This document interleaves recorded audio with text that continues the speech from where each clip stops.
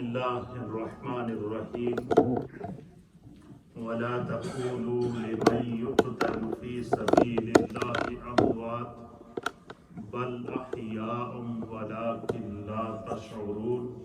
صدق الله مولانا العظيم وصدق رسوله النبي الأمين الكريم الصلاة والسلام عليك يا سيدي يا رسول الله وعلى آلك وأصحابك يا سيدي يا حبيب الله الصلاة والسلام عليك يا سيدي يا رسول الله وعلى آلك وأصحابك يا سيدي يا رحمة للعالمين. حمد و صلات کے بعد حضرات محترم، آج یوم عاشورہ ہے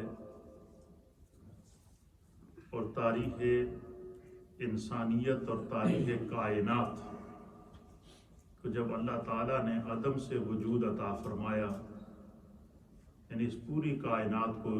اس کا تعلق چاہے ساتوں زمینوں سے ہو یا ساتوں آسمانوں سے ہو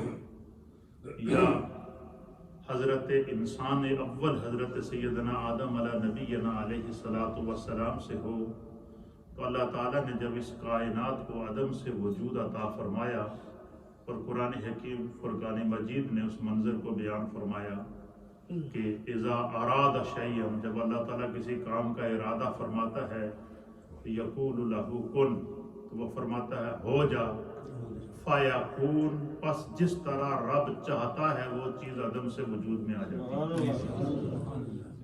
اسی طریقے سے تاریخ ہمیں یہ بتاتی ہے اور قرآن کریم کے اندر وحی کے ذریعے اللہ تعالیٰ نے اپنے حبیب پر نازل کر کے بتایا کہ 6 دنوں کے اندر اللہ تعالیٰ نے جو ہے وہ زمینوں اور آسمانوں کو پیدا فرمایا، اور جس دن ان کی تکمیل ہوئی اور جس دن ان آسمانوں اور زمینوں کو اللہ نے عدم سے وجود عطا فرمایا، تو اس دن کا انتخاب اللہ تعالیٰ نے یہی عاشورہ ہی کا دن رکھا. اب اس میں کیا حکمت ہے؟ علماء اور محدثین نے لکھا ہے کہ جتنے بڑے بڑے اسلام کے واقعات ہیں اور تاریخ کائنات کے اندر جو واقعات ہیں، اور بالخصوص جن واقعات کا انبیاء اکرام کے ساتھ تعلق ہے، اس کے لیے اللہ تعالیٰ نے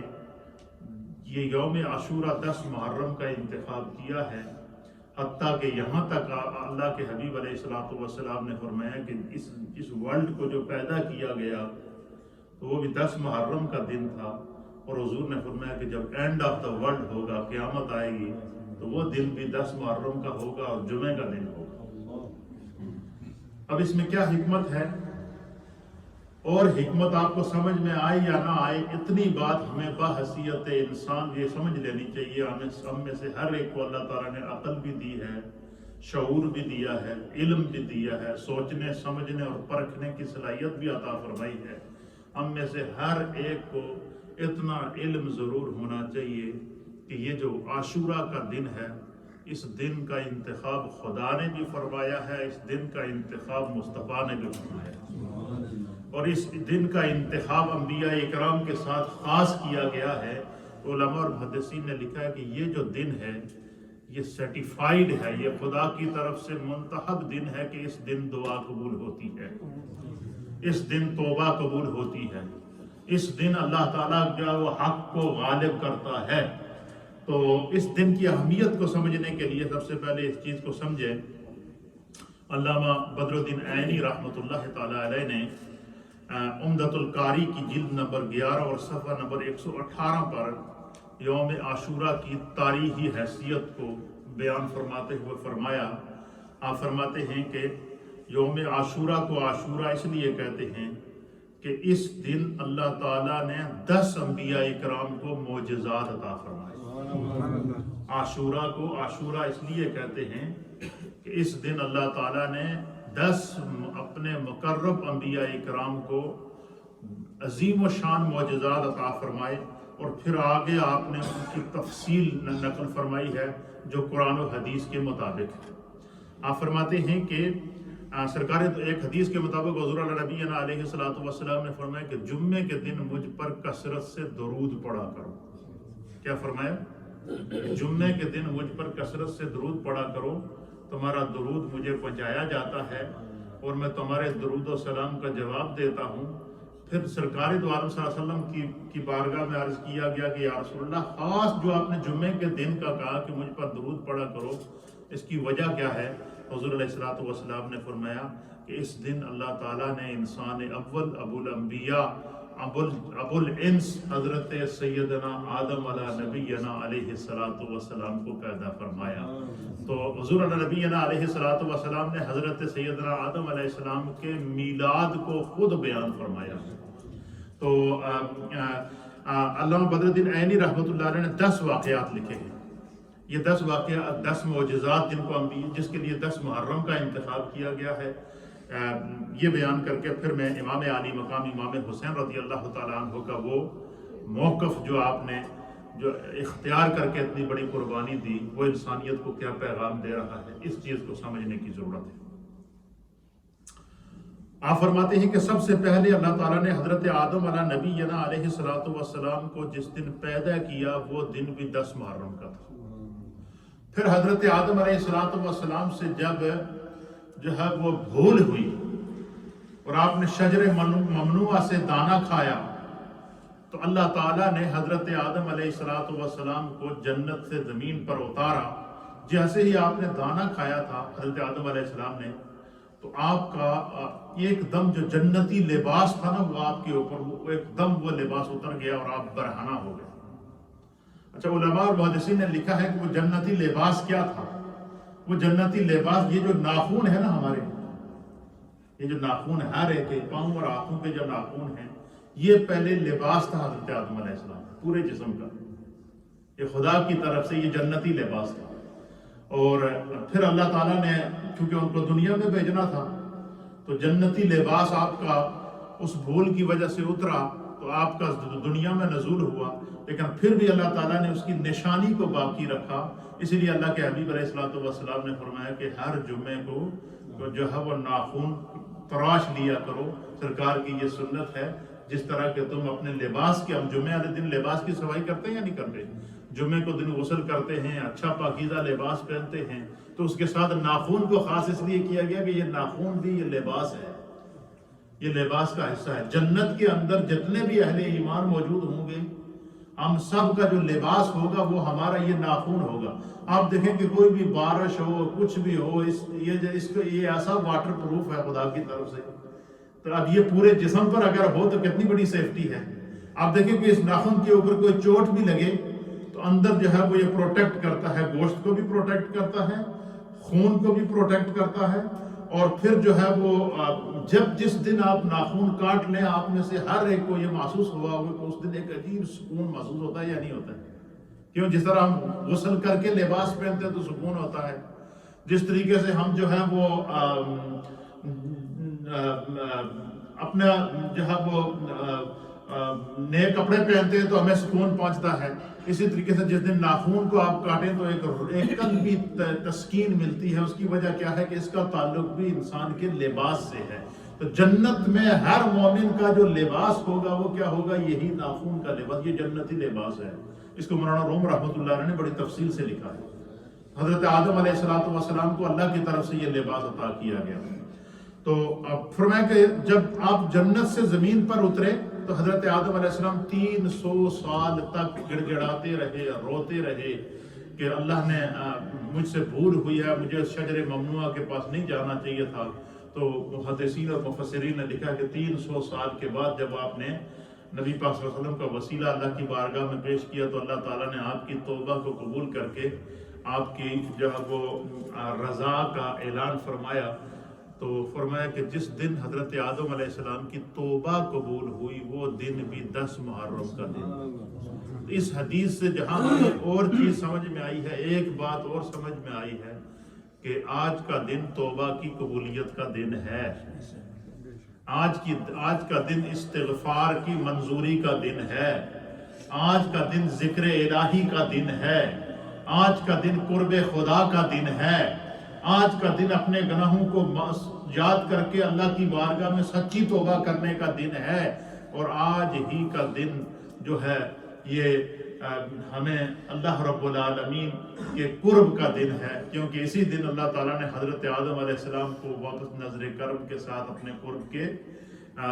لمحات عطا فرمائے تھے۔ فرماتے ہیں کہ حضرت نوح علیہ نبینا علیہ السلام کی قوم نے جب 950 سال آپ نے تبلیغ فرمائی، 950 سال حضرت نوح علیہ السلام نے جب تبلیغ فرمائی تو 950 سال کے بعد جو ہے وہ صرف 80 لوگ ایمان لے کر آئے۔ کتنے؟ اور حضرت بعض لوگ کہتے ہیں کہ نوح علیہ السلام کی عمر 950 سال تھی۔ نوح علیہ السلام کی عمر 950 سال نہیں تھی، 950 سال آپ کی تبلیغ کی عمر تھی۔ اور بعض روایات کے مطابق امام فخر الدین رازی رحمۃ اللہ علیہ اور دیگر مفسرین نے لکھا ہے کہ حضرت نوح علیہ السلام کو اللہ تعالیٰ نے 1650 سال عمر عطا فرمائی۔ 1650 سال میں 950 سال تبلیغ کی نبوت، تبلیغ نبوت کی عمر ہے۔ اور 950 سال کے بعد جس وقت نافرمانیاں عام ہو گئیں، اللہ نے فرمایا کہ اے میرے نوح، حضرت نوح علیہ السلام کا جو نام نوح نہیں تھا، آپ کا نام تھا عبد الغفار۔ حضرت نوح علیہ السلام کا کیا نام تھا؟ نوح آپ کو اس لیے کہتے ہیں کہ نوح کہتے ہیں کثرت سے رونے والے کو، نوحہ کرنے والے کو۔ 950 سال تبلیغ کرتے رہے، لیکن جب قوم کی سنگ دلی کے اوپر کوئی اثر نہ ہوا اور قوم نافرمانیاں کرتی رہی، تو آپ پوری رات رویا کرتے تھے کہ یا اللہ میرے بس میں جو ہے وہ میں کر رہا ہوں، اے اللہ کرم فرما۔ تو حضرت نوح کو نوح اس لیے کہتے ہیں کہ آپ 950 سال تک راتوں کو اپنے رب کی بارگاہ میں رویا کرتے تھے خوف خدا کی وجہ سے، خشیت خدا کی وجہ سے۔ تو نوح آپ کو اس لیے کہتے ہیں، ورنہ آپ کا جو نام مفسرین نے لکھا ہے وہ حضرت عبد الغفار علیہ السلام تھا۔ حضرت نوح علیہ السلام کی کو جو ہے وہ پھر اللہ نے فرمایا کہ کشتی بناؤ، یہ جو 80 افراد آپ پر ایمان لائے ان کو اس میں رکھ کشتی میں بٹھائیں، اور ہر جانور اور ہر وہ چیز جس کا تعلق مخلوق سے ہے اس کی ایک نسل کو اس کشتی کے اندر رکھو، پھر اے میرے نوح تم دیکھو تیرا رب کیا کرتا ہے۔ پھر اللہ تعالیٰ نے طوفان نوح بھیجا جس نے تمام انسانیت کو غرق کر دیا، سب کے سب بہہ گئے، حتیٰ کہ یہاں تک کہ جس حدود تک طوفان نوح آیا، مفسرین نے لکھا کہ اس تک جو جانور اور پرندے تھے وہ بھی بہہ گئے۔ اب اس پر علماء اور محدثین نے لکھا ہے کہ بھئی ان جانوروں اور پرندوں کا کیا قصور تھا، وہ کیوں بہہ گئے؟ فرمایا کہ اللہ کی طرف سے اشارہ ہے کہ جب نافرمانی عام ہو جائے، گناہ عام ہو جائے اور شرک عام ہو جائے اور جو لوگ سنگ دل ہو جائیں، ان کے اوپر خیر اور شر کا اثر ختم ہو جائے، تو پھر جب اللہ کی طرف سے پکڑ آتی ہے تو پھر اس میں آزمائش کے اندر پھر جو ہے اس میں نیکوکار بھی بیچ میں آتے ہیں، وہ بھی آتے ہیں جو بے گناہ ہوتے ہیں، وہ بھی آ جاتے ہیں، کیونکہ خدا بند قدوس نے پھر عبرت کا نشان بنانا ہوتا ہے۔ اور آپ مجھے بتائیں اتنا عرصہ گزرنے کے بعد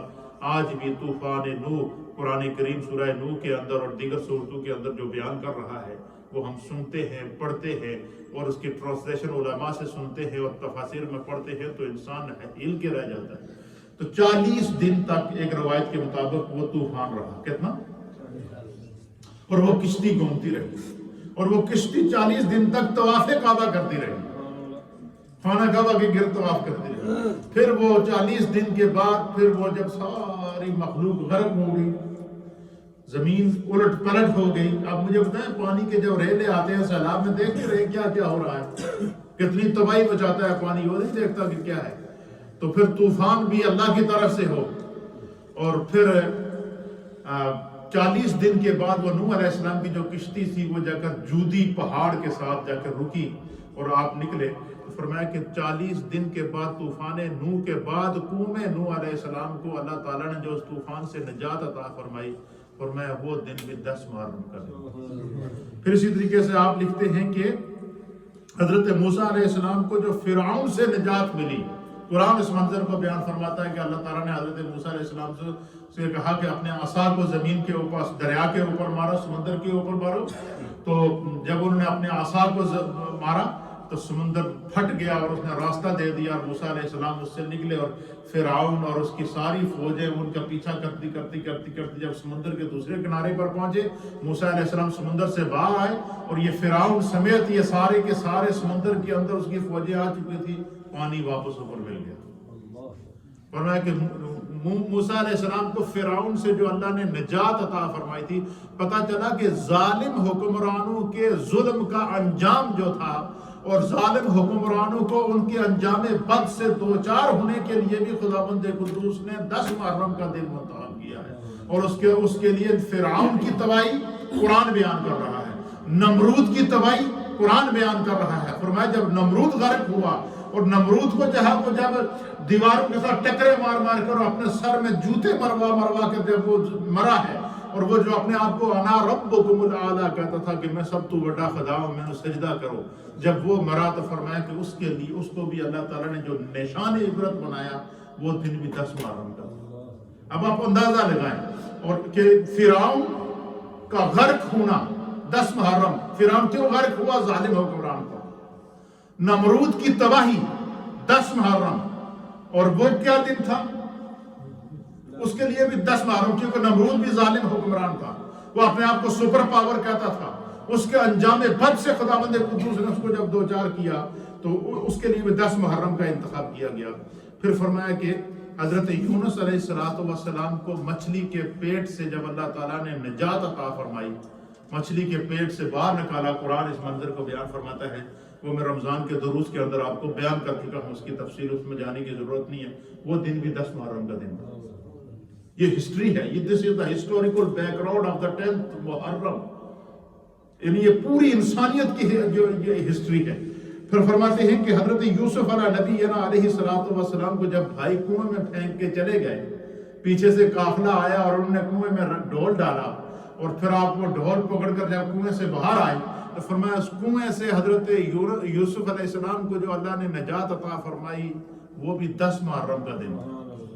اور وہ بھی یوسف علیہ السلام کے خلاف ظلم کس نے کیا تھا؟ ان کے بھائیوں نے،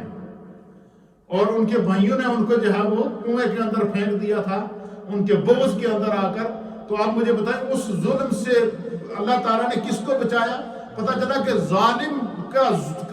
کے ظلم کے مٹنے کا دن بھی اللہ نے 10 محرم رکھا ہے، ظالم کے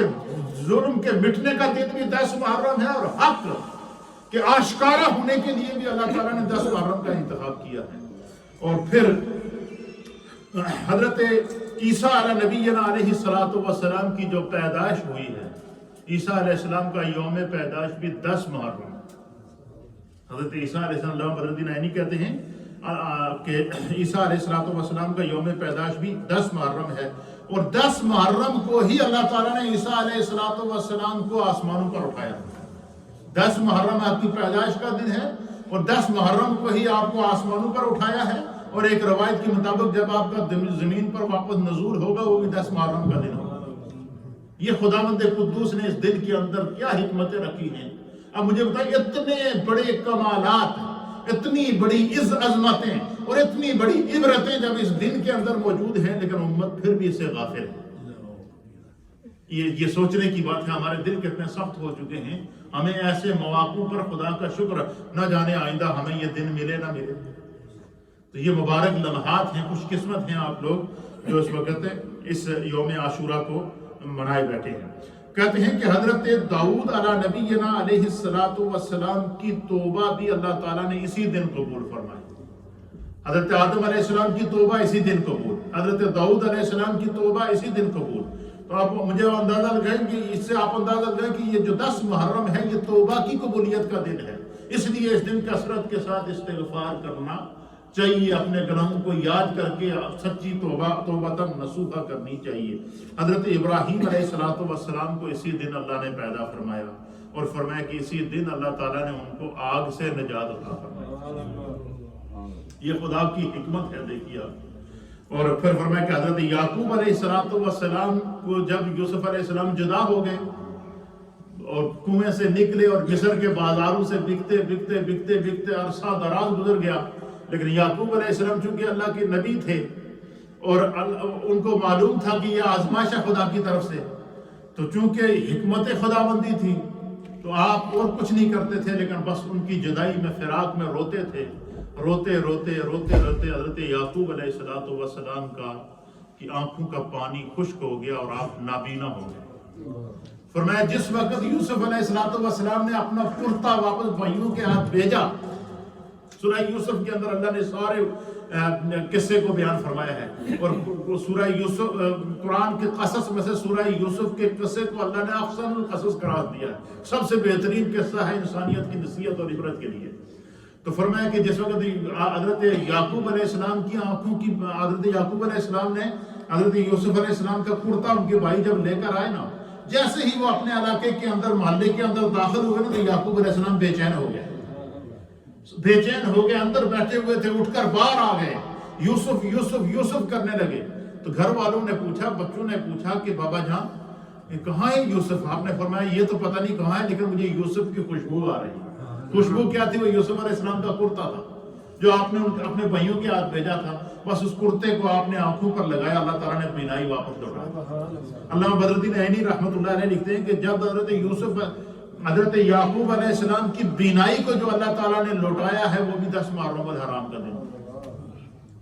اور فرماتے ہیں کہ حضرت ایوب علیہ السلام کا منظر قرآن بیان فرماتا ہے کہ ان کو ایسی آزمائش سے گزرنا پڑا کہ ان کا پورا جسم گل گیا، اور ان کو ایسی بیماری لگ گئی کہ خاندان والوں نے، گھر والوں نے سب کو چھوڑ کر ایک جنگل میں رکھ دیا کہ وہ آپ کی بیماری ہمیں نہ لگ جائے۔ جسم گل گیا، جسم کے اوپر صرف ہڈیاں باقی تھیں، جلد باقی تھی، اور صرف جو ہے وہ نسوں کے اندر سانس چل رہا تھا۔ اور جب اللہ تعالیٰ نے ان کو اس آزمائش سے نکالا، اور ان کے صبر کا یہ خدا کی طرف سے امتحان تھا کہ، اور یہ امتحان بھی کیسے ہوا کہ شیطان نے، حضرت ایوب علیہ السلام کے بارے میں مشہور ہے کہ آپ کو خداوند قدوس نے دنیا کی ہر نعمت عطا فرمائی، آپ اپنے دور کے بادشاہ بھی تھے، نبی بھی تھے، اور خدا نے ساری نعمتوں کے خزانے آپ کو عطا فرمائے تھے۔ تو شیطان نے کئی دفعہ آ کر فرقہ ڈالنے کی کوشش کی کہ کسی طریقے سے تو میں ان کو کیا کروں،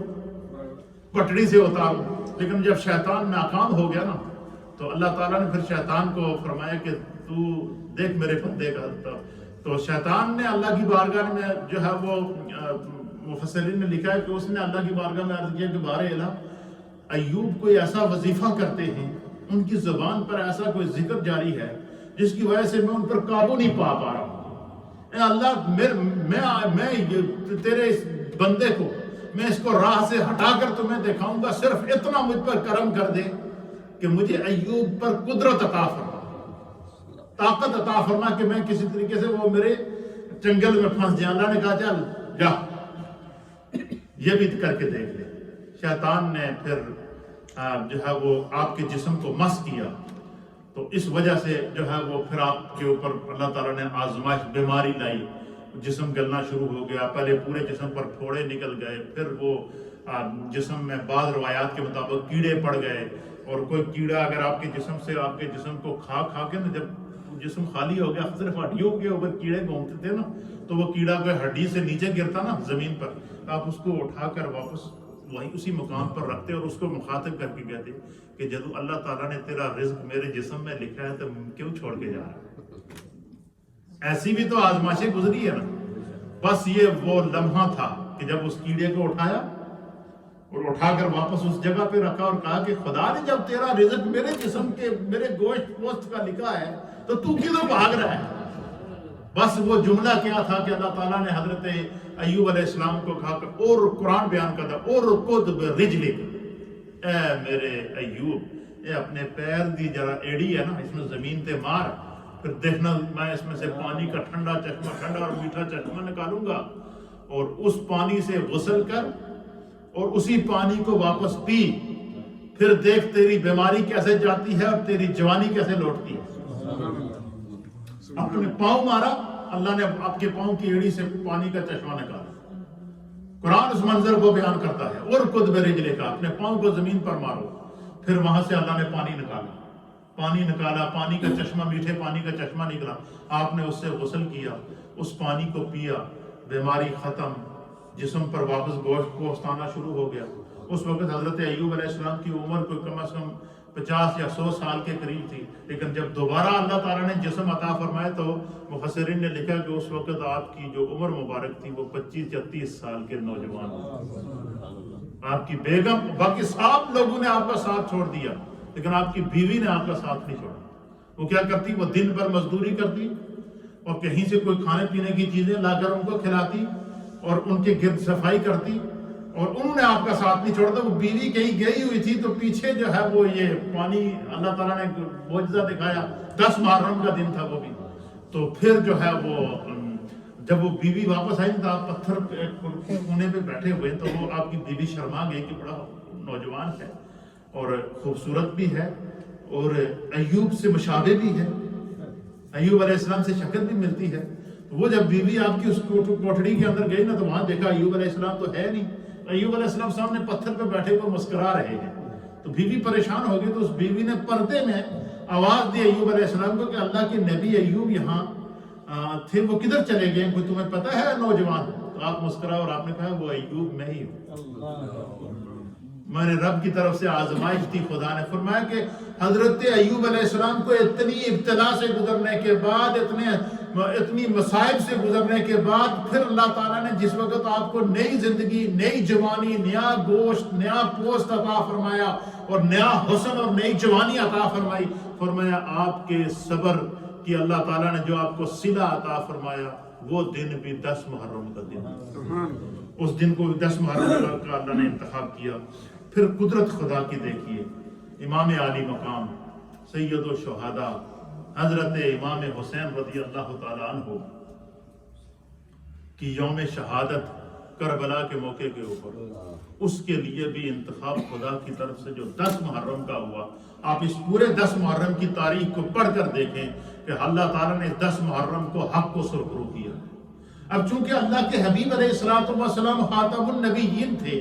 اور نبی کا دین قیامت تک بچنا تھا، تو امام عالی مقام امام حسین رضی اللہ تعالیٰ عنہ نے جو 10 محرم الحرام کو قربانی پیش کی، وہ نہ صرف اپنی قربانی پیش کی بلکہ علماء، محدثین اور مفسرین نے لکھا ہے کہ حضرت امام عالی مقام امام حسین رضی اللہ تعالیٰ عنہ نے اب 72 افراد میں 20 افراد وہ تھے جن کا تعلق خاندان نبوت کے ساتھ۔ اور اس میں ایک بات اور آپ کو بتا دوں، آپ نے دیکھا ہوگا کہ اکثر جو ہے وہ یہ اہل تشیع حضرات یا دیگر جو احباب جو محرم الحرام کے مہینے میں خصوصیت کے ساتھ آپ کے ایام مناتے ہیں، تو وہ ایک چیز کو بڑا ایک جھنڈا دکھاتے ہیں، عباس علمدار۔ یہ عباس علمدار کون تھے؟ یہ حضرت امام عالی مقام امام حسین رضی اللہ تعالیٰ عنہ کے سوتیلے بھائی تھے۔ یہ حضرت علی رضی اللہ تعالیٰ عنہ کی دوسری ازواج میں سے، حضرت فاطمہ کے انتقال کے بعد جو حضرت علی نے شادی کی، ان میں سے جو آپ کی اولاد پیدا ہوئی، ان اولادوں کو علوی کہتے ہیں۔ کیا کہتے ہیں؟ علوی کہتے ہیں، یا یہ جو عوام قبیلے کے جو لوگ ہیں، ملک برادری جو ہے، یہ حضرت علی رضی اللہ تعالیٰ عنہ کی وہ اولاد ہے جو غیر فاطمی اولاد ہے۔ یہ کیا ہے؟ غیر فاطمی اولاد ہے، وہ علوی کہتے ہیں۔ تو حضرت عباس جو تھے یہ حضرت علی کے جو وہ غیر فاطمی بیٹے تھے، سیدہ کائنات کے دوسری ازواج تھے۔ اسی طریقے سے حضرت علی رضی اللہ تعالیٰ، حضرت امام علی مقام امام حسین کے ساتھ جو خاندان نبوت کے 20 افراد شریک تھے، اہل سیر نے لکھا ہے کہ ان میں سے ایک کا نام حضرت عباس تھا، جن کو علمدار کہتے ہیں، جنہوں نے جھنڈا اٹھایا ہوا تھا، اور بازو کٹ گئے تو جھنڈے کو پھر یہاں دبا کے رکھا، پھر جو ہے وہ آپ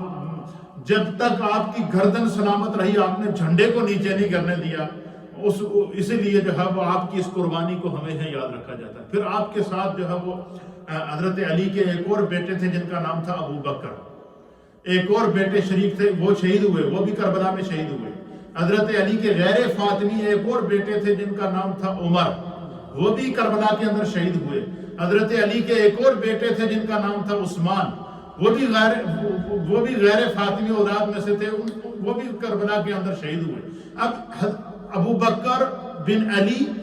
عمر بن علی اور عثمان بن علی کا ذکر کیوں نہیں کیا جاتا؟ اس لیے کہ ان کا نام صحابہ اکرام کے نام پر ہے، تو بعض لوگ جو بغض صحابہ کی وجہ سے اس کا ذکر نہیں کرتے. ہم اہل سنت و جماعت ہیں، ہمیں اس ہسٹری سے واقف ہونا چاہیے. تو حضرت امام علی مقام سیدنا امام حسین رضی اللہ تعالیٰ عنہ کی 10 محرم الحرام کو اتنی بڑی قربانی، اور اس قربانی کو یہ اللہ کی طرف سے آزمائش تھی. یہی وجہ ہے کہ حضرت میاں محمد بخش رحمۃ اللہ تعالیٰ علیہ فرماتے ہیں کہ امام علی مقام جو خون رسول تھے، امام علی مقام جو مولا مشکل کشا حیدر کرار کے بیٹے تھے، اگر وہ دعا کرتے اللہ کی طرف سے جو ہے وہ ایسی مدد آتی کہ ایک یزیدی فوج کیا لاکھوں کی تعداد میں ہوتی تو اڑ کے رہ جاتی. لیکن چونکہ آزمائش تھی، جس طرح کے آزمائشیں انبیاء پر گزری ہیں ہم نے آپ کے سامنے بیان کر دی، انہیں اس وقت سے گزرنا تھا. کیوں کہ رسول اللہ صلی اللہ تعالیٰ علیہ وآلہ وسلم نے حضرت سیدنا امام علی مقام امام حسین کی پہلے سے شہادت کی خبر دے دی تھی. نبی پاک صلی اللہ علیہ وسلم کے چند صحابہ ایسے ہیں جن میں حضرت فاروق اعظم رضی اللہ تعالیٰ عنہ، حضور نے پہلے ہی کہہ دیا تھا میرا فاروق شہید ہوگا.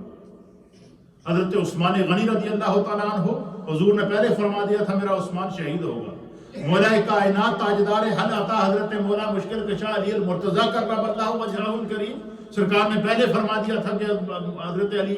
شہید ہوں گے. پھر اسی طریقے سے حضرت سیدنا امام علی مقام امام حسین رضی اللہ تعالیٰ عنہ، حضور نے پہلے فرما دیا تھا کہ میرا حسین شہید ہوگا. اور حضرت ام سلمہ رضی اللہ تعالیٰ عنہ جو نبی پاک ازواج مطہرات میں سے ہیں، ام المؤمنین ہیں، آپ فرماتی ہیں کہ میں سرکار میرے گھر میں تشریف فرما تھے تو وحی کا نزول شروع ہو گیا. جبریل علیہ السلام تشریف لے آئے. فرمایا جبریل آئے تو حضور علیہ السلام نے مجھ سے فرمایا کہ ام سلمہ تو دروازے پر کھڑی ہو جا، جب تک جبریل میرے پاس موجود ہیں اس وقت تک کسی کو اندر داخل نہ ہونے دیں. حضرت ام سلمہ کہتی ہے کہ میں دروازے پر کھڑی رہی تو سیدنا امام علی مقام امام حسین چھوٹے تھے، 4-5 سال کی عمر تھی. تو یہ بھاگتے ہوئے آئے تو جو ہے وہ میں نے کوشش کی کہ سرکار کا حکم ہے کہ میں ان کو اندر نہ جانے دوں. تو چونکہ بچے تھے کہتی ہیں کہ میں نے کوشش کی روکنے کی، لیکن وہ چھوٹے بچے تھے نیچے سے نکل کے اندر چلے گئے. فرمایا جیسے ہی اندر گئے تو حضرت جبریل علیہ السلام اس وقت وحی لے کر حضور کی بارگاہ میں موجود تھے. حضور جبریل کو قرآن سنا رہے تھے، جبریل سرکار کو قرآن سنا رہے تھے. ایسے عالم میں حضرت امام علی مقام امام حسین کمرے میں داخل ہو گئے. تو حضرت جبریل علیہ السلام نے سرکار دو عالم صلی اللہ علیہ وسلم سے فرمایا کہ یا رسول اللہ، آپ کی امت آپ کے اس نواسے کو شہید کرے گی. پھر حضرت ام سلمہ کہتی ہیں کہ جبریل حضور نے فرمایا کہ جبریل نے مجھے کربلا کی اس جگہ کی مٹی لا کر دکھائی کہ یہ وہ مقام ہے جہاں پر آپ کے بیٹے حسین کو شہید کیا جائے گا. تو حضور علیہ نبینا علیہ السلام نے وہ جو جبریل وہ اس مقام کی مٹی لے کر آئے اور فرمایا کہ یہ مٹی جس دن سرخ ہوگی تو آپ سمجھ لیجیے گا آپ کا یہ بیٹا شہید ہو گیا. تو آپ نے وہ مٹی حضرت ام سلمہ کو دی کہ اسے اپنے پاس سنبھال کے رکھنا. اب یہ بھی علماء نے لکھا ہے کہ حضور علیہ السلام کی اور بھی ازواج مطہرات تھیں. حضرت ام سلمہ کو مٹی دینے میں کیا حکمت تھی؟ وہ نگاہ نبوت سے دیکھ رہے تھے کہ جس وقت امام علی مقام حضرت سیدنا امام حسین رضی اللہ تعالیٰ عنہ کی شہادت ہوگی تو اس وقت ام سلمہ زندہ ہوگی. باقی ساری ازواج مطہرات امہات المؤمنین فوت ہو چکی تھیں، ام سلمہ زندہ تھی. آپ فرماتی ہیں کہ وہ میں نے مٹی ایک شیشی میں ڈال کے رکھی ہوئی تھی، اور جس وقت امام علی مقام امام حسین کی شہادت کی خبر سنی تو آپ فرماتی ہیں میں نے دیکھا کہ وہ مٹی جو بوتل میں تھی وہ خون میں تبدیل ہو چکی. امام علی مقام امام حسین کی شہادت کی خبر سرکار پہلے سے دے چکے تھے. جو آپ حضرت میاں محمد بخش رحمۃ اللہ علیہ فرماتے ہیں کہ یہ آزمائش تھی، ورنہ امام علی مقام ایک انگلی کا اشارہ کرتے تو پہاڑ سارے کربلا کے اوپر آ جاتے، آسمان سے فرشتے مدد کے لیے آ جاتے. لیکن قیامت تک کے لیے دین کی حفاظت کا جو آپ نے سبق دینا تھا، تو امت کو بیدار کرنا تھا، ظلم کے خلاف ڈٹنے کا جو سبق دینا تھا، یہ امام علی مقام امام حسین رضی اللہ تعالیٰ عنہ کے اسوے کے اندر یہ تقدیر نے لکھ دیا تھا. اس لیے میاں محمد بخش رحمۃ اللہ علیہ فرماتے ہیں کہتے قوت ہوندیاں زور نہیں لایا بیٹھے من رضائی. قوت ہوندیاں زور نہیں لایا بیٹھے من رضائی. دین دنیا اتے پیاسے گئے دین دنی دے سائی. فرمایا کہ اگر وہ چاہتے تو نہر فرات کو اشارہ کرتے تو آپ کے پاس آ جاتی، لیکن ننھے علی اصغر کو پانی کے ایک گھونٹ نہ ملنے کی وجہ سے بھی شہید کرنا گوارا کر لیا، نوجوان علی اکبر کی قربانی پیش کر دی۔ تو یہ حضرت امام علی مقام امام حسین رضی اللہ تعالیٰ عنہ کے لیے آزمائش کا وقت تھا، اور اس آزمائش کے وقت کے لیے قیامت تک آپ نے دین بچانا تھا۔ اب آخری بات جو 2 حدیثیں میں آپ کی خدمت میں پیش کرتا ہوں کہ وہ موقف تھا امام علی مقام امام حسین کا، ان میں سے حدیث ہے کہ سرکار دو عالم صلی اللہ تعالیٰ علیہ وآلہ وسلم نے خود بیان فرمایا، اور اس حدیث کو مجموع الزوائد کی جلد نمبر 5 اور صفحہ نمبر 228 کے اوپر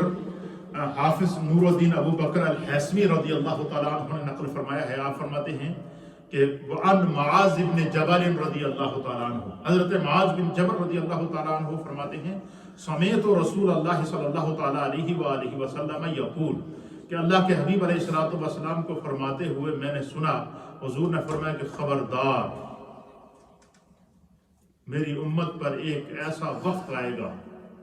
کہ اس پر ایسے ظالم حکمران آ جائیں گے۔ حضور نے امت کو کیا کر دیا؟ متنبع فرمایا کہ میری امت پر ایک وقت ایسا آئے گا کہ اس پر ظالم حکمران مسلط ہو جائیں گے، جابر حکمران مسلط ہو جائیں گے، اور وہ حکمران جو ہے وہ کتاب اللہ، ایک طرف کتاب اللہ ہوگی اور دوسری طرف شیطان ہوگا۔ فرمایا کہ وہ اللہ کی کتاب کو چھوڑ دیں گے، وہ حکمران اللہ کے احکام کو چھوڑ دیں گے، رسول اللہ کے عطا کردہ نظام کو چھوڑ دیں گے، اور کائنات پر ظلم کریں گے، جبر کریں گے، اور شیطان کا راستہ اختیار کریں گے۔ تو اللہ کے حبیب علیہ السلام نے فرمایا کہ تم پر ایسے حکمران مسلط ہوں گے کہ جو ہے وہ کتاب اللہ کے اندر جو ہے اور کتاب اللہ کو چھوڑ دیں گے اور شیطان کے راستے پہ چلیں گے۔ تو فرمایا کہ وہ ایسے ظالم حکمران ہوں گے اپنے لیے جو فیصلے کریں گے، فرمایا کہ جو اپنے لیے فیصلے کریں گے تمہارے لیے وہ فیصلے نہیں کریں گے۔ حکمرانوں کے فیصلے الگ ہوں گے، رایا کے لیے الگ ہوں گے۔ جو بات اپنے لیے پسند کریں گے وہ اپنی رایا کے لیے پسند نہیں کریں گے، ان پر ظلم و ستم کرتے رہیں گے۔ تو اللہ کے حبیب علیہ السلام نے فرمایا کہ ان قریب تم پر ایسے ظالم حکمران مسلط کر دیے جائیں گے کہ قرآن کو چھوڑ دیں گے، کتاب اللہ کو چھوڑ دیں گے، سنت رسول اللہ کو چھوڑ دیں گے، اور ظلم کا بازار گرم کر دیں گے۔ تو اللہ کے حبیب علیہ السلام نے فرمایا کہ وہ اتنے ظالم ہوں گے وہ حکمران، سرکار نے فرمایا کہ اگر تم ان کی اطاعت کرو گے، ان حکمرانوں کی اطاعت کرو گے، اگر تم ان حکمرانوں کی اطاعت کرو گے تو کیا ہوگا؟ فرمایا کہ اگر تم ان کی اطاعت کرو گے تو وہ تم کو گمراہ کر دیں گے۔ کیا کر دیں گے؟ اور اگر تم ان کی بات نہ مانو گے اور کہو گے کہ تو قرآن کے خلاف کرتا ہے، تو حدیث کے خلاف کرتا ہے، تو سنت رسول کے خلاف کرتا ہے، تو دین کے احکام کی دھجیاں اڑا رہا ہے، اور میں تمہاری اطاعت نہیں کروں گا، کیونکہ تمہاری اطاعت کرنا گناہ کی اطاعت کرنا ہے، تمہاری اطاعت کرنا حرام کی اطاعت کرنا ہے، تمہاری فرما برداری کرنا جو ہے وہ گناہ کے راستے کے اوپر چلنا ہے، راہ نجات سے ہٹ جانا ہے۔ تو فرمایا کہ اگر تم ان کی اطاعت کرو گے تو گمراہ ہو جاؤ گے، حضور نے فرمایا، اور اگر تم ان کی بات مانو گے تو تم گمراہ ہو جاؤ گے، اور اگر تم ان کی بات نہیں مانو گے تو وہ اتنے ظالم ہوں گے، اتنے جابر ہوں گے، سَيَقْتُلُونَ، وہ تم کو قتل کر دیں گے، وہ تم کو کیا کر دیں گے؟ قتل کر دیں گے۔ تو اب جب سرکار نے یہ فرمایا تو صحابہ اکرام نے عرض کیا، یا رسول اللہ، یا حبیب اللہ، اگر ایسا ابتلا اور آزمائش کا وقت ہم اپنی آنکھوں سے دیکھیں کہ ایسے ظالم حکمران ہم پر مسلط ہو جائیں کہ وہ اللہ کے حلال کو حرام کر رہے ہیں، حرام کو حلال کر رہے ہیں، دین کی دھجیاں اڑا رہے ہیں، اللہ کی جو حدود کی خلاف ورزی اور نافرمانیاں کر رہے ہیں، تو یا رسول اللہ اگر ایسا ابتلا کا دور ہم پائیں تو ہمارے لیے کیا حکم ہے، ہمیں کیا کرنا چاہیے؟ تو سرکار دو عالم صلی اللہ تعالیٰ علیہ وآلہ وسلم نے فرمایا کہ تم اس طرح کرنا کہ جس طرح کہ عیسیٰ علیہ نبینا علیہ السلام کے اصحاب نے کیا تھا۔ عیسیٰ علیہ السلام کے جو ماننے والے تھے، جب آپ پر ظلم کیا گیا، جو آپ کے پیروکار تھے، تو ان کو انہوں نے وارننگ دے دی کہ بھائی تمہیں اگر اپنی جان پیاری ہے تو عیسیٰ کا ساتھ چھوڑ دو ورنہ ہم تمہیں قتل کر دیں گے۔ تو انہوں نے کہا جی کہ ہمیں شہید ہونا منظور ہے لیکن ہم اللہ کے نبی عیسیٰ علیہ السلام کا ساتھ ہے نہیں چھوڑیں گے۔ تو فرمایا ان ظالموں نے حضرت عیسیٰ علیہ السلام کے ان پیروکاروں کو کیا کیا؟ ان کو باندھا درختوں کے ساتھ، باندھنے کے بعد آرا لیا، لکڑی کاٹنے والا جو آری ہوتی ہے، اس آری کے ساتھ ان کے جسموں کے ٹکڑے کیے، ان کے جسموں کا کیما کر دیا، ان کے جسموں کی بوٹیاں الگ کر دی۔ تو انہوں نے اپنی شہادت تو گوارا کر دی لیکن عیسیٰ علیہ السلام کا ساتھ نہ چھوڑا۔ حضور نے فرمایا کہ اے میری امت، میں مصطفیٰ تمہیں پیغام دے رہا ہوں، جب تمہارے اوپر ایسے ظالم حکمران آ جائیں جو خدا کے حلال کو حرام کریں اور حرام کو حلال کریں، جو ظلم کریں، جبر کریں اور حدود الہی کو توڑنے والے ہوں، تو حضور نے فرمایا کہ تم نے ان کی اطاعت نہیں کرنی ہے۔ اگر تم اطاعت کرو گے تو تم بھی ان کے ساتھ جاؤ گے، اور اگر تم ان کی نافرمانی کریں گے تو وہ تم کو شہید کر دیں گے۔ تو حضور نے فرمایا تم وہ کرنا جو عیسیٰ علیہ السلام کے صحابہ نے کیا تھا کہ دین پر اپنی جان کو قربان کر دیا، لیکن دین کے خلاف جو ہے وہ بات کو نافذ نہ ہونے دیا۔ تو فرمایا کہ امام علی مقام امام حسین رضی اللہ تعالیٰ عنہ کے پیش نظر نبی پاک صلی اللہ علیہ وسلم کی یہ حدیث تھی۔ امام علی مقام امام حسین کا کوئی بھی عمل ایسا نہیں تھا جو سنت رسول کا خلاف ہو۔ کیوں؟ کہ ان کی تربیت میرے مصطفیٰ نے خود کی تھی، ان کے خون کے اندر خون رسول موجود تھا، ان کی شجاعت کے اندر شجاعت حیدر کرار موجود تھی، ان کی تربیت کے اندر سیدہ کائنات جناب سیدہ طیبہ طاہرہ فاطمہ بنت رسول اللہ صلی اللہ تعالیٰ علیہ وآلہ وسلم کی سانسیں شامل تھیں۔ ان کو سرکار نے فرمایا تھا حسین منی وانا من حسین، حسین مجھ سے ہے اور میں حسین سے ہوں۔ یہ کس طرح ہو سکتا ہے کہ رسول اللہ کے جسم کا حصہ ہو اور یزید کی بیعت کر لے؟ یہ کیسے ممکن تھا کہ رسول اللہ کے جسم کا حصہ ہو اور ظلم کے ساتھ کمپرومائز کر لے؟ یہ کیسا ہو سکتا تھا؟ کیونکہ اگر امام علی مقام امام حسین ایسا کر لیتے تو قیامت تک کے لیے ظلم کو، جبر کو، شیطانت کو اور ہر طرح کے جو ہے وہ برائی کو قبول کرنے کا سرٹیفکیٹ مل جاتا کہ آل رسول نے اگر یہ کیا ہے تو پھر آپ کون ہوتے ہیں یا ممبر اور محراب سے بیٹھ کے ہمیں نصیحتیں کرنے والے؟ تو فرمایا امام علی مقام امام حسین نے پھر دین کو بچانا گوارا کیا، پہلے اپنے بچوں کی قربانی پیش کر دی۔ امت کو کیا پیغام دیا؟ امت کو یہ پیغام دیا کہ اگر دین کی حفاظت کے لیے تمہیں اپنی اولاد قربان کرنی پڑے تو ایک اسوہ اسماعیل علیہ السلام کا موجود ہے کہ اپنے رب کی رضا کے لیے اپنے بیٹے کی گردن پر چھری چلا دی۔ ایک نبی بیٹے کی گردن پر چھری چلانے والا اور دوسرا نبی اپنی گردن کو اللہ کی رضا کے لیے پیش کرنے والا۔ ایک نبی جو ہے وہ اللہ کی رضا کے لیے جبریل علیہ السلام اگر کہہ رہے ہیں کہ بارشوں کا فرشتہ کہہ رہا ہے کہ ابراہیم علیہ السلام حکم دے دے، ہم جو ہے وہ ایک ہی جھلک کے اندر اس نمرود کی آگ کو بجھا دیں گے۔ آپ نے فرمایا نہیں، یہ آزمائش کا وقت ہے، میرا رب مجھے دیکھ رہا ہے، انہیں مجھے بچانا ہوا تو بچائے گا۔ آگ گلزار ہو گئی۔ قرآن بیان کرتا ہے یا نار کونی بردم و سلام علی ابراہیم، 40 دن تک وہ آگ جلتی رہی، 40 دن تک آپ آگ کے اندر رہے اور بظاہر آگ کی باہر جو لوگ موجود تھے ان کو آگ کی تپش محسوس ہو رہی تھی، حتیٰ کہ یہاں تک مفسرین نے لکھا کہ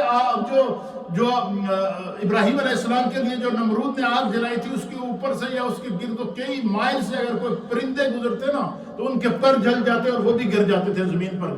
لیکن ان کو تپش محسوس ہوتی تھی۔ باہر جو لوگ موجود تھے ان کو تپش محسوس ہوتی تھی، لیکن ابراہیم علیہ السلام اندر بیٹھے ہوئے ہیں، فرشتے آ رہے ہیں، ملاقاتیں ہو رہی ہیں، کانفرنسیں چل رہی ہیں، اور اللہ تعالیٰ نے ان کو یا نار کونی بردم وسلام علی ابراہیم، آگ تیرا کام جلانا ہے، لیکن آج تیرے اندر میرا وہ خلیل آیا ہے کہ جس نے میری رضا کے لیے اپنے آپ کو آگ کے لیے پیش کر دیا۔ ابراہیم علیہ السلام نے اپنے آپ کو آگ میں پیش کیا۔ فرمایا امام حسین کے اندر تو خون ابراہیمی تھا، وہ کیسے یزید کی بیعت کر لیتے، وہ کیسے یزید کے ظلم کے ساتھ کمپرومائز کر لیتے؟ اور آج جو ہم اس مسجد کو سجائے یہاں بیٹھے ہیں، آج جو ہم اس مسجد کے اندر بیٹھے سجدہ ریزی کر رہے ہیں، قیام کر رہے ہیں، رکوع کر رہے ہیں، تلاوت قرآن کر رہے ہیں، جگہ جگہ پر جو ہے وہ ہمیں جب استغفار اور دین کی تبلیغ کا اور دین کی تعلیم کا اور دین کا سبق حاصل کرنے کا موقع مل رہا ہے، یہ امام علی مقام امام حسین کی قربانی کا ثمرہ ہے۔ آپ نے 6 ماہ کے علی اصغر کو قربان کر کے بتا دیا کہ دین کے لیے اولاد قربان کرنی پڑے تو ڈرنا نہیں، اپنے اندر حوصلہ پیدا کرنا اور اپنے سامنے تصویر لے کر آ جانا کہ کربلا کا موقع تھا، 10 محرم کا تھا، 6 ماہ کا ننھا علی اصغر، وہ تو بول بھی نہیں سکتا تھا، اس کے حلق کے اندر تیر کا پیوست کر کے پھر اس تیر کو اپنے ہاتھوں سے نکال کے اس کو سامنے ہاتھوں پر اٹھا کر خیمے کے اندر لا کر رکھا کہ فرمایا میرے مالک تیرے دین کے لیے میں نے اپنے ننھے علی اصغر کی قربانی پیش کر دی کہ اللہ اس ننھے بچے کے خون کے صدقے دین میرے نانا کے دین کو بچا لینا۔ پھر نوجوان علی اکبر کو پیش کیا، پھر حضرت امام عالی مقام امام حسین کے 4 بھائی جو غیر فاطمی اولاد حضرت علی کی دوسری ازواج میں سے تھے، جن میں سے حضرت عباس علمدار، حضرت ابو بکر بن علی، حضرت عمر بن علی، حضرت عثمان بن علی، یہ پھر ان کو قربان کر دیا، یہ انہوں نے اپنی قربانیاں پیش کر دی۔ پھر امام حسن کی اولاد نے قربانیاں پیش کر دی۔ خاندان نبوت کے 20 افراد، 72 کے اندر شہید ہونے والوں میں سے 20 افراد خاندان نبوت کے تھے، جنہوں نے اپنا، اس لیے کہتے کہ خون دل دے کے نکھاریں گے رخ برگے جناب۔ اور یہ بھی کسی صاحب دل نے کہا تھا کہ ہمارا بھی خون شامل ہے تدوین گلستہ میں، ہمیں بھی یاد کر لینا چمن میں جب بہار آئے۔ علامہ اقبال رحمۃ اللہ علیہ فرماتے ہیں کہ جو اسلام ہمارے پاس صحیح شکلوں میں موجود ہے، اس شجر اسلام کی آبیاری حسین نے 6 ماہ کے علی اصغر کے خون دے کر کی ہے۔ شجر اسلام کی آبیاری امام علی مقام امام حسین نے نوجوان علی اکبر کو قربان کر کے کی ہے۔ شجر اسلام کی آبیاری امام علی مقام نے خاندان نبوت کے 20 افراد کو قربان کر کے ان کے خون کے ساتھ شجر اسلام کی آبیاری کی گئی ہے۔ اور شجر اسلام کی آبیاری آپ نے اپنے خدام اور آپ کے ساتھ آنے والے جو 72 افراد تھے انہوں نے پیش کی ہے۔ اور پھر شجر اسلام کو جب امام علی مقام امام حسین نے دیکھا کہ اسلام بچ جائے گا، امت کو جینے کا سلیقہ مل جائے گا، ظالم کے سامنے ڈٹ کلمہ حق بلند کرنے کا حوصلہ قیامت تک میری امت کو، میرے نانا کی امت کو مل جائے گا، تو فرمایا کہ ملے گا تو صحیح، لیکن اسلام حسین کی قربانی مانگتا ہے، اسلام حسین کی قربانی مانگتا ہے۔ اپنے آپ کو پیش کر حالت سجدہ میں اپنے آپ کو پیش کیا۔ حدیث پاک کے اندر آتا ہے، نبی پاک صلی اللہ علیہ وسلم نے فرمایا کہ جو جس کیفیت میں شہید ہوتا ہے خدا قیامت کے دن اس کو اسی حالت میں اٹھائے گا۔ اب وہ کیا منظر ہوگا کہ مسجد نبوی کا مصلی ہوگا اور قیامت کا دن ہوگا اور خون سے لت پت اس مصلی رسول سے جو شخص اٹھے گا اس کا نام فاروق اعظم ہوگا۔ مسجد نبوی کا سین ہوگا اور اس میں سے قرآن پڑھتا ہوا جو شخص جس کی قرآن کی آیات جس کے خون کے ساتھ رنگین ہوں گی، اس کا نام کیا ہوگا؟ اس کا نام حضرت عثمان غنی ہوگا۔ اور مسجد کا محراب اور منبر اور مصلی ہوگا اور اس حالت رکوع کے اندر جو بندہ اپنے خون کے فوارے بہتے ہوئے اٹھے گا اس کا نام مولا کائنات تاجدار عطا مولا مشکل کشا ہوگا۔ اور کربلا کے تپتے ہوئے صحرا کے اندر اور سجدے کی حالت کے اندر جو شخص اٹھے گا اور پھر اپنا تن بھی جو ہے وہ اس سے بھی گردن جدا ہوئی ہوگی اور پھر نیزے پر بھی قرآن پڑھتا ہوا نظر آئے گا، اس کو حسین ابن علی کہتے ہیں۔ یہ قیامت تک کے لیے امام علی مقام سیدنا امام حسین رضی اللہ تعالیٰ عنہ، امام حسین کی شہادت ہمیں کیا سبق دے گی کہ انہوں نے شہادت کے وقت بھی سجدہ کیا تھا۔ ہم نمازوں کے قریب ہی نہیں جاتے اور نعرہ حسین لگاتے ہیں۔ حسینی کردار کو اپنانے کی ضرورت ہے، امام علی مقام امام حسین کی فکر کو اپنانے کی ضرورت ہے۔ امام علی مقام امام حسین کا سوگ صرف 10 دن نہیں ہے، امام علی مقام امام حسین کی فکر،